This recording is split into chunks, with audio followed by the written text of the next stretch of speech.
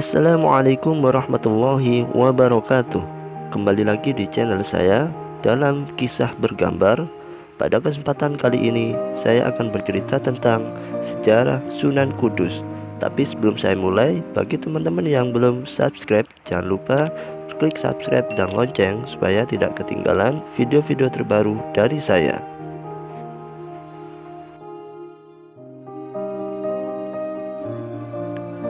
Sunan Kudus adalah putra Raden Usman Haji yang bergelar Sunan Ngudung dari Jipang Panolan.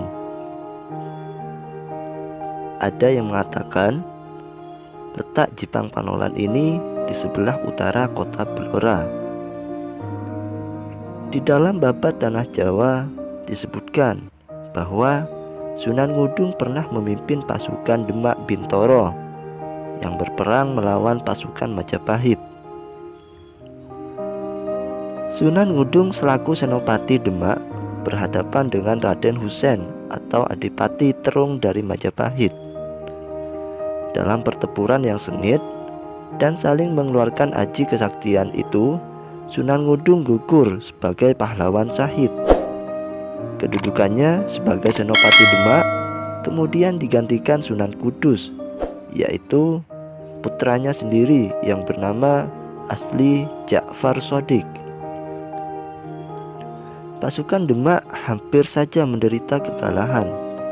Namun berkat siasat Sunan Kalijaga dan bantuan pusaka dari Raden Patah yang dibawa dari Palembang, kedudukan Demak dan Majapahit akhirnya berimbang. Selanjutnya, melalui jalan diplomasi yang dilakukan Patih Wonosalam dan Sunan Kalijaga, peperangan itu dapat dihentikan.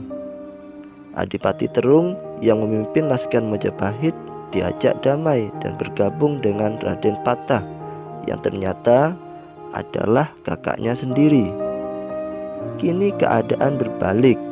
Adipati Terung dan pengikutnya bergabung dengan tentara Demak dan menggempur tentara Majapahit hingga belahan timur. Pada akhirnya perang itu dimenangkan oleh pasukan Demak. Cara berdakwah dari Sunan Kudus termasuk pendukung gagasan Sunan Kalijaga dan Sunan Bonang yang menerapkan strategi dakwah kepada masyarakat sebagai berikut. 1. Membiarkan dulu adat istiadat dan kepercayaan lama yang sukar dirubah. 2. Bagian adat yang tidak sesuai dengan ajaran Islam tetapi mudah dirubah maka segera dihilangkan. 3. Tutwuri Handayani.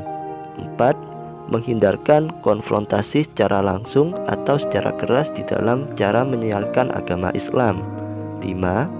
Pada akhirnya boleh saja merubah adat dan kepercayaan masyarakat yang tidak sesuai dengan ajaran Islam, tetapi dengan prinsip tidak menghalau masyarakat dari umat Islam. Strategi dakwah ini diterapkan oleh Sunan Kalijaga, Sunan Bonang, Sunan Muria, Sunan Kudus, dan Sunan Gunung Jati karena siasat mereka dalam berdakwah tak sama dengan garis yang ditetapkan oleh Sunan Ampel. Maka mereka disebut dengan kaum abangan atau aliran Tuban, sedangkan pendapat Sunan Ampel yang didukung Sunan Giri dan Sunan Derajat disebut kaum putihan atau aliran kiri. Namun atas inisiatif Sunan Kalijaga, kedua pendapat yang berbeda itu pada akhirnya dapat dikompromikan.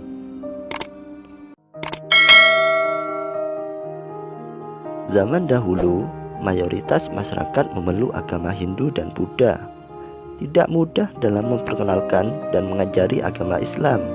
Namun, tidak bagi Sunan Kudus.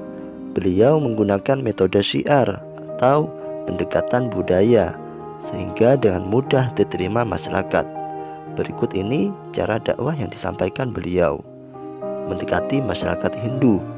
Masyarakat Hindu sangat berpegang teguh pada kepercayaannya sehingga metode ini sulit dilakukan. Namun beliau mencoba agar masyarakat memeluk agama Islam.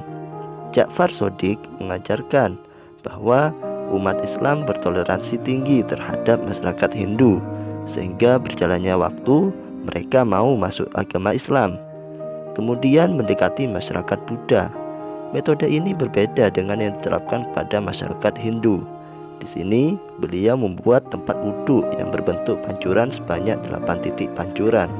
Setiap pancuran diberi arca kebo Gumarang yang dihormati di agama Buddha, sehingga mereka menjadi penasaran dan akhirnya masuk ke area masjid, kemudian terpengaruh dengan penjelasan Sunan, lalu ikut menjadi umat Islam. Kemudian mengubah ritual mitoni atau selamatan. Acara ini merupakan acara yang sejak zaman dahulu disakralkan oleh masyarakat Hindu dan Buddha. Isi dari mitoni adalah cara mengungkapkan rasa syukur karena telah dikaruniai seorang anak. Wujud syukur mereka dipersembahkan kepada patung dan arca, bukan kepada Allah Subhanahu wa Ta'ala.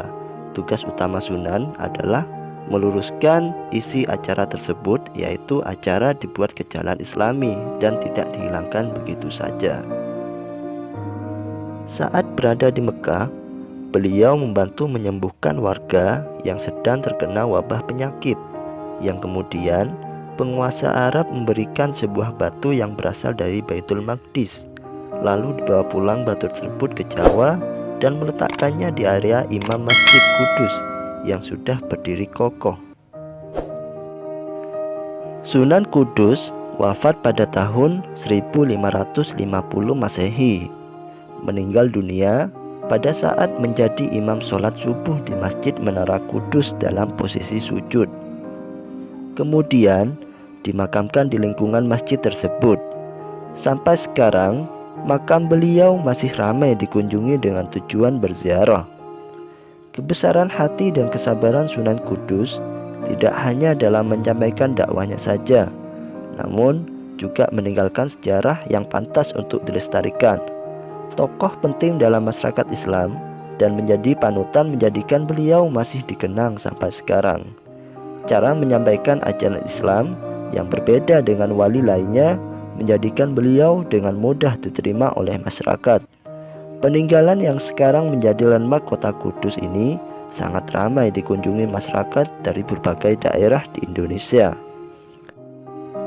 Itulah sedikit cerita perjalanan strategi dakwah dari Sunan Kudus.